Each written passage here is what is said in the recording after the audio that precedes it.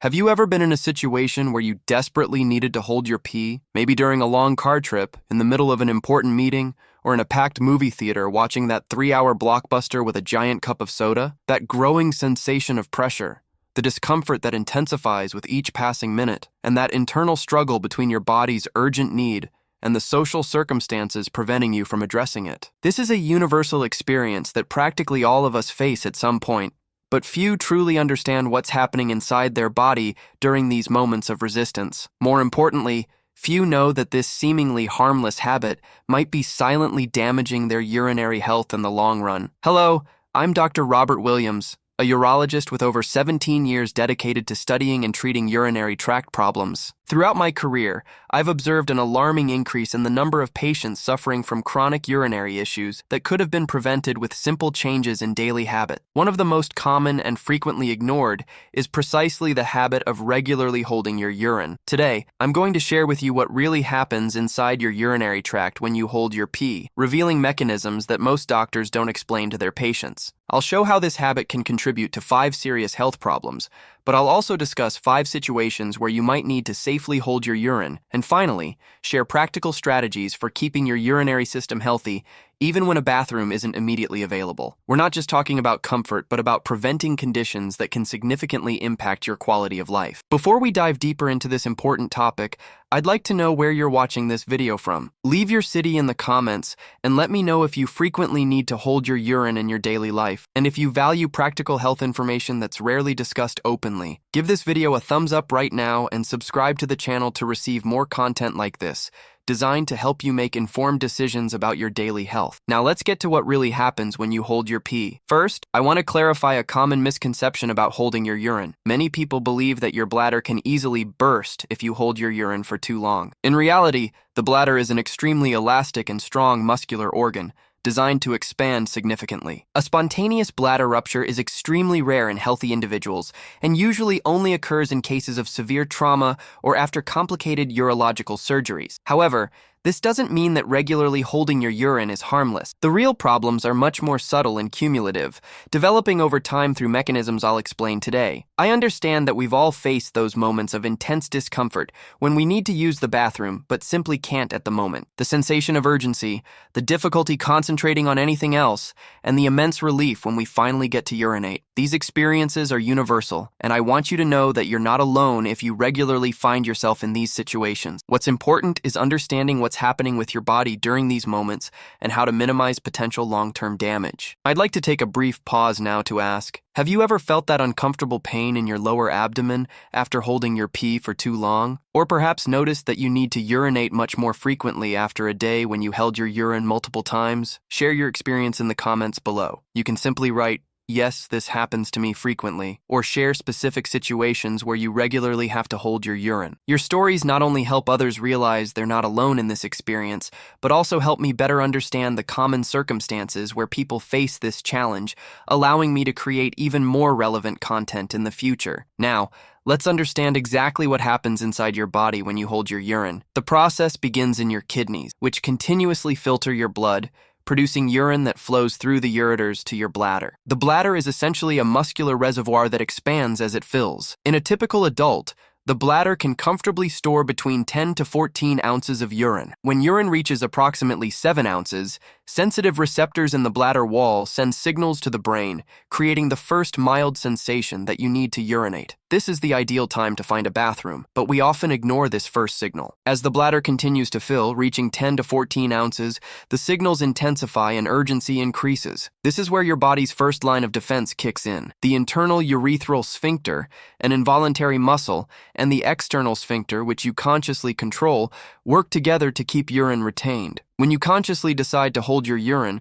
you're essentially overriding your body's automatic signals that are trying to initiate urination with your voluntary control. The first negative impact of regularly holding urine is the increased risk of urinary tract infections. Urine isn't naturally sterile, as many mistakenly believe. It contains low levels of bacteria that, when allowed to remain in the bladder for prolonged periods, can multiply. A study published in the Journal of Urology demonstrated that individuals who routinely hold their urine for more than an hour after the first sensation of urgency have a 7 times higher risk of developing recurrent urinary infections. This is particularly relevant for women who anatomically already have a higher predisposition to these infections due to their shorter urethra. Stagnant urine becomes an ideal environment for bacterial growth, especially Escherichia coli, the pathogen responsible for approximately 80% of urinary infections. The second significant impact occurs in the bladder structure itself. When we regularly force our bladder to retain volumes beyond its comfortable capacity, the muscle fibers of the bladder wall, known as the detrusor,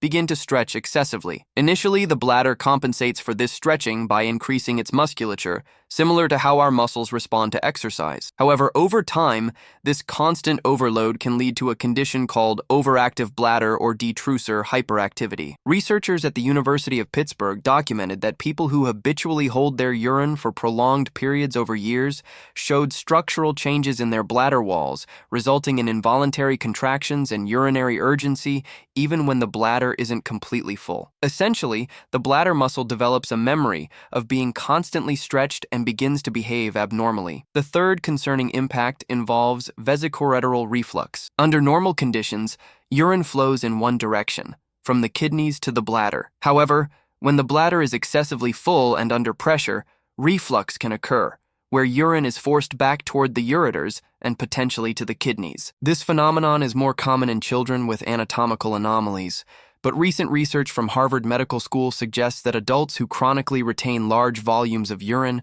may develop a mild temporary reflux during these episodes of extreme retention. While a single episode rarely causes problems, repeating this pattern can increase the risk of kidney infection, as bacteria from the bladder can be transported to the kidneys, where infections are significantly more serious and potentially dangerous. The fourth impact affects the bladder's ability to empty completely. When we consistently ignore the initial signals to urinate and wait until the urgency is extreme, we may inadvertently train our body to ignore the more subtle signals from our bladder. Over time, this can lead to desensitization of the neural receptors responsible for detecting bladder filling. A study published in the British Journal of Urology International followed 267 adults for 5 years and found that those who reported regularly holding their urine for more than 2 hours after feeling the need were more likely to develop problems with incomplete bladder emptying in middle age. When we don't completely empty the bladder, the residual volume of urine becomes fertile ground for bacterial growth,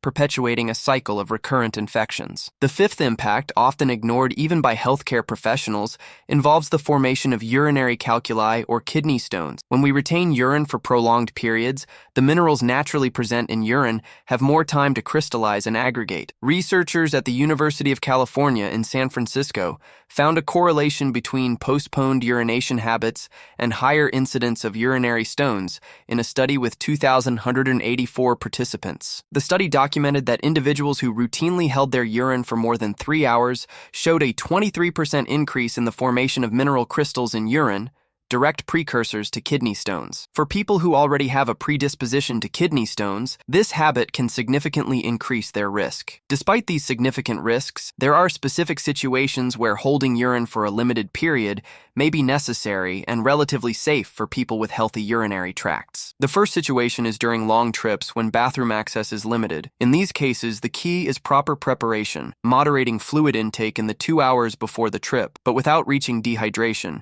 and using every opportunity to stop to urinate, even if you don't feel significant urgency at that moment. Research shows that a healthy bladder can safely retain urine for 3 to 4 hours under normal conditions, although this varies individually. The second situation involves prolonged professional meetings or presentations. In these circumstances, in addition to preparation with moderate fluid intake, body posture makes a difference. Maintaining an upright position and avoiding crossing your legs can reduce pressure on the bladder and associated discomfort. A study conducted with teachers who frequently face this challenge showed that those who implemented specific body positioning strategies reported 34% less discomfort when holding urine during 90-minute classes. The third situation relates to social events like movies or theater. On these occasions, avoiding diuretic beverages such as coffee, tea, and alcohol before and during the event can significantly reduce the need to urinate. Caffeine and alcohol have a direct effect on urine production, inhibiting the release of the antidiuretic hormone